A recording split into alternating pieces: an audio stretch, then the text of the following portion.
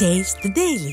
கடலூர் மாவட்டம் விருத்தாச்சலத்தில் சென்சார் பழுதானதால் திறனற்ற திமுக அரசின் அரசு பேருந்து நடுரோட்டில் நின்ற நிலையில் பயணிகள் கடும் அவதியடைந்தனர்.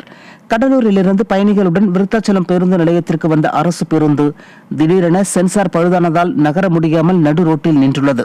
இதனால் பேருந்திலிருந்த பயணிகளை இறக்கிவிட்டு பேருந்து போக்குவரத்து பணிமனைக்கு புறப்பட்டது. அப்போது மீண்டும் சென்சார் பழுதானதால் பேருந்து நடுரோட்டில் நின்றது. இதனால் அப்பகுதியில் போக்குவரத்து நெரிசல் ஏற்பட்டது. திறனற்ற ஸ்டாலின் ஆட்சியில் அரசு பேருந்துகள் தகர டப்பா பேருந்துகளாக மாறியுள்ளதாகவும் இதனால் பயணிகளின் உயிருக்கு பாதுகாப்பில்லாத அவலநிலை ஏற்பட்டுள்ளதாகவும் பொதுமக்கள் குற்றம் சாட்டியுள்ளனர். கடலூர் மாவட்டம் நெய்வேலி NLC நிறுவனத்தின் கட்டுப்பாட்டில் உள்ள தார் சாலைகள் தரமற்ற முறையில் இருப்பதாக தொழிலாளர்கள் குற்றம் சாட்டியுள்ளனர். நெய்வேலி NLC இந்தியா நிறுவனத்தின் கட்டுப்பாட்டில் உள்ள NLC நகரத்தில் தொழிலாளர்கள் மற்றும் உயர் அதிகாரிகளின் வீடுகள் உள்ளன.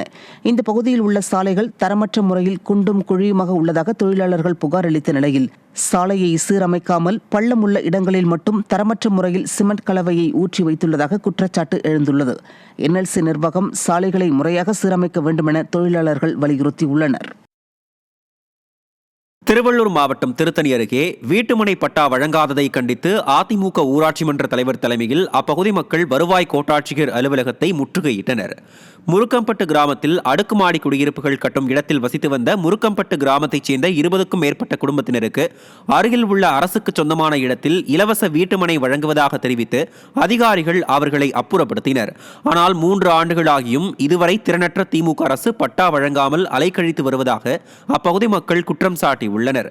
எனவே தங்களுக்கு இலவச வீட்டுமனை பட்டா வழங்க வலியுறுத்தி அதிமுக ஊராட்சி மன்ற தலைவர் குணசுந்தரி பொன்னுசாமி தலைமையில் 50க்கும் மேற்பட்டோர் திருத்தணி வருவாய் கோட்டாட்சியர் அலுவலகத்தை முற்றுகையிட்டனர்.